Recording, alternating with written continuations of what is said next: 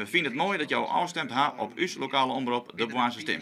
Inwoners van Boonsterhem moet het vanmorgen zonder haar lokale omroep stellen, na 23 jaar. Nou, de werindeling verdwijnt net alleen de gemeente Boonsterhem, maar ook de omroep Boonsterstem. Je hoort wie in de studio en daar maar al je oud-medewerkers. Dit is mijn eerste radio-ondervinding, dus dat is dat weer heel bijzonder. Ja. Dit is uw actualiteit, een nice feitenprogramma lokaal bestuur. En al is er jouw taart toch binnen het nieuwere dagen voor de vrijwilligers en medewerkers. En toen vernam ik dat er even een liets brokje in de kiel kwam. Ik denk, ja, het komt toch.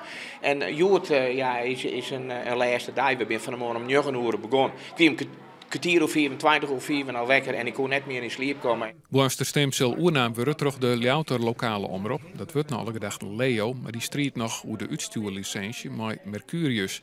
Daardoor is het voor de medewerkers nog onwis waar het maken en waar het ophouden moet. Dat is pittig. En pittig dat betekent dat het veel net goed? Nou nee, ergens net op dit moment.